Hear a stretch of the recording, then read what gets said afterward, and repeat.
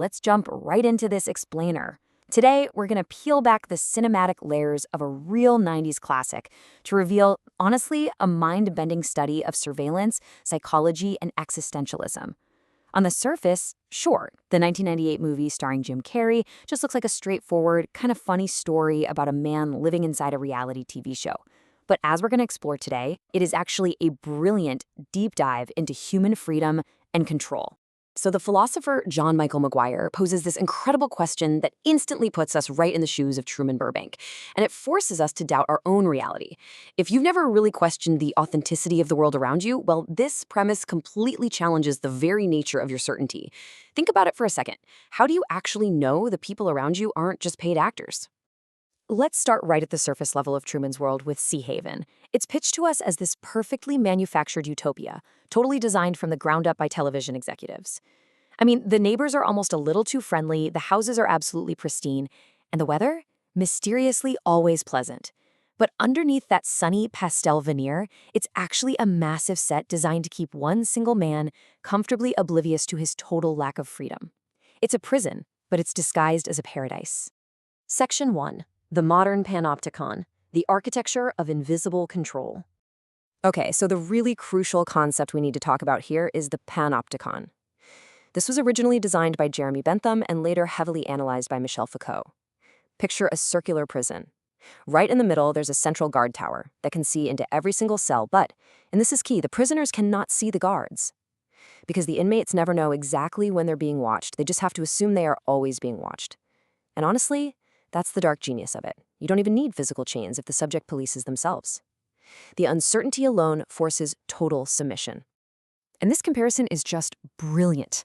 It shows us how a truly grim dystopia like Orwell's 1984 and a bright, sunny utopia like Sea Haven, well, they actually use the exact same mechanisms of constant surveillance. Big Brother uses these blaring, aggressive telescreens, right?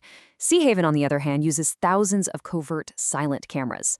Kind of like the smartphone sitting in our pockets right now, actually. The aesthetics are completely different, but the psychological trap, it's absolutely identical. Just look at the sheer scale of that massive dome. I mean, the TV network literally trapped Truman inside a physical, real-world panopticon where the camera's gaze is absolute. Sea Haven isn't some natural island. It's an isolated, artificially divided space controlled entirely by an invisible power. Truman is completely exposed to the entire world, and he doesn't have a single clue. Section 2. The psychology of control. Weaponizing human emotions. Now, check out the biological hijacking going on here. The authorities in both 1984 and The Truman Show are basically crushing the natural, liberating effects of love and oxytocin by just flooding their subjects with fear and cortisol. You see, love and connection naturally facilitate learning and courage. But if you really want to control someone, you sever those connections. You inject fear, which forces the brain into this baseline state of anxiety and compliance. Because, think about it, by keeping someone in a perpetual state of stress, these invisible power structures ensure that boundaries are never, ever tested. When you are totally stressed out and just saturated with cortisol, your focus narrows completely to mere survival. We don't ask big philosophical questions or try to explore the edges of our world when we're fundamentally terrified, right? And to absolutely guarantee nobody even tries to escape, the creators orchestrate this deep, customized psychological trauma. In 1984, the system uses Winston's absolute deepest fear of rats in Room 101 just to break his mind. And for Truman, the show's director actually stages the drowning of Truman's own father to instill this paralyzing, lifelong fear of water. These aren't just fears. They're weaponized, manufactured phobias that act as invisible walls. And honestly, they're far stronger than any physical lock could ever be. Section 3. Plato, Descartes, and Illusion. The existential core. You know, centuries ago, the philosopher Descartes hypothesized this idea of an evil genius, basically a malignant entity whose entire purpose was to deceive our perceptions and trick us into believing in a false world. And Truman is battling exactly this. He's up against a literal TV director who is acting as a flawed, incredibly manipulative god. The director, Christof, orchestrates the weather, the people, even the town's geography, all to deceive Truman's senses entirely.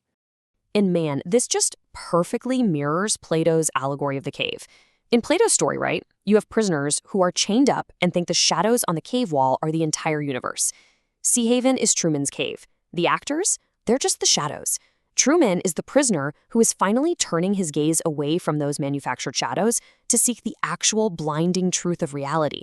And leaving that cave is painful because it means sacrificing absolutely everything you ever thought you knew. Section 4. Escaping the cave. The leap toward freedom. Is that all? I mean, wow. That defiant line screamed over the crashing waves of a completely artificial storm is just the ultimate moment of triumph.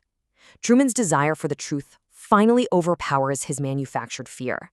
Christof literally weaponizes this set against him, trying to capsize the boat, but Truman stands tall. He essentially dares his creator to kill him. And in doing so, he proves that his free will is so much stronger than his programming. And you really have to appreciate the profound, almost poetic irony of the water here. For almost 30 years, the ocean was the literal lock on his prison cell. He has to navigate through the very element that was designed to control him in order to be reborn as a free man. By choosing to conquer his aquaphobia and actually set sail, the water completely transforms. It goes from a barrier of absolute terror into this baptismal force, washing away all of his ignorance. So by finally stepping through that exit door, Truman completely shatters the panopticon. He defies the evil genius and essentially accepts that a chaotic, unpredictable reality is vastly superior to a curated, totally risk-free illusion. He leaves behind absolute safety and steps out into the dark, unknown real world. And in doing that, he breaks the camera's gaze and he finally truly claims his autonomy. So, as we wrap up this explainer, I want to leave you with the ultimate philosophical challenge for your own daily life. We've seen exactly how surveillance, emotional manipulation, and manufactured realities can trap the human mind. So take a look at your own world. Look at the media you consume and the invisible structures around you. If you woke up tomorrow and found out you were living a comfortable lie in Sea Haven, would you have the courage to walk out the door? Think about that as you navigate your day.